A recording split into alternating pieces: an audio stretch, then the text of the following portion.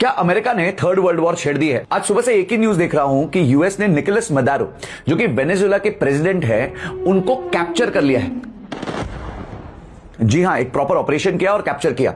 Nicholas जो है पिछले 12 साल से वेनेजुएला के प्रेसिडेंट हैं। अब उन पे चार्जेस है नारकोटिक ट्रैफिकिंग के और नारकोटिक टेररिज्म के, यानी कि ड्रग्स बेस्ड टेररिज्म के। और ये चार्जेस किसने लगाए हैं? यूएस ने लगाए। अब इस पे यूएस की स्ट्रेटजी क्या है, पूरी वीडियो को देखना, तब आप समझ पाओगे। यूएस है ना, ग्लोबल ऑयल पे कैप्चर करना चाहता है। डोनाल्ड ट्रंप हमेशा कहते रहते हैं ड्रिल बेबी ड्रिल। दुनिया को लगता है कि सऊदी में सबसे ज्यादा ऑयल रिजर्व्स है, पर सऊदी में नहीं, वेनेजुएला में दुनिया का सबसे ज्यादा ऑयल रिजर्व्स है 19.4% और सऊदी में है 17.1%। और थर्ड आता है ईरान 13.3%।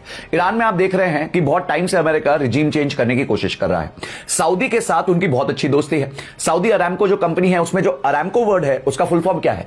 Arabia America corporation. तो वहां पे भी मामला सेट है। सिर्फ एक ही कंट्री थी जो उनके काबू नहीं आ रही थी, और वो है वेनेजुएला। तो अब इन तीनों कंट्रीज को जब जोड़ दिया जाता है तो दुनिया की 50% क्रूड ऑयल प्रोडक्शन को कंट्रोल किया जा सकता है, और यही जो है अमेरिका करना चाहता है। अब जैसे प्रेसिडेंट पकड़े गए, उसके बाद वहां पे नॉमिनेट होती है डेल्सी रॉड्रिगेज। ये इसी कैबिनेट में फॉरेन एंड ऑयल मिनिस्टर है। अब इनको स्वर्न इन करा दिया गया है एज अ प्रेसिडेंट। इनका जो अप्रोच है वो है public hostility and alleged back channel. इसका मतलब क्या है? मुंह पे तो वो कह रही हैं कि हमारे प्रेसिडेंट को रिलीज करो, ये आपने बहुत गलत किया, पर बैक चैनल मेंटेन किया हुआ है डोनाल्ड ट्रंप के साथ, और ये बात कोई छुपी नहीं है, आपको मीडिया में मिल जाएगी। तो यानी ये पूरा खेल जो रचा गया है वो इसलिए रचा गया है कि ग्लोबल क्रूड ऑयल पे टोटल दबदबा यूएस का बच सके। अब इसके बाद चाइना ने अपनी नाराजगी प्रकट की। नॉर्थ कोरिया ने कहा भाई वो तो मेरा दोस्त था, और ग्लोबल लेवल पे अब मैटर दो टुकड़ों में बट गया है। कुछ लोग सही कह रहे हैं, कुछ लोग गलत कह रहे हैं। चाइना जो है वो ताइवान पे अटैक करने वाला था।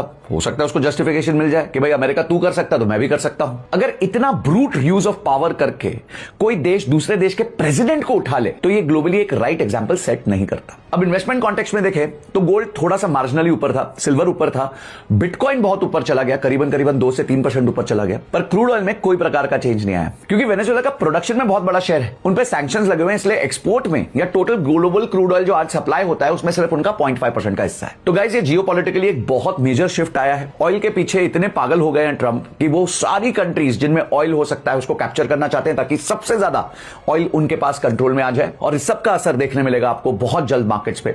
कल मार्केट्स ओपन होंगी तो पता चलेगा मार्केट्स कैसे रिएक्ट करेंगी। इंडियन मार्केट्स में मुझे नहीं लगता बहुत बड़ा झटका लगेगा, क्योंकि वेनेजुएला और इंडिया का जो ट्रेड है वो बहुत लिमिटेड है। आपको इस पूरी स्टोरी के बारे में क्या लगता है मुझे कमेंट सेक्शन में जरूर बताइएगा। कल जैसे मार्केट्स ओपन होगी या कुछ और न्यूज मिलेगी तो मैं अपनी एनालिसिस लेके आपके पास फिर से आऊंगा। वीडियो को लाइक करके सबके साथ शेयर कर देना, ताकि उनको समझ आए कि एक्चुअली अमेरिका ये कर क्यों रहा है।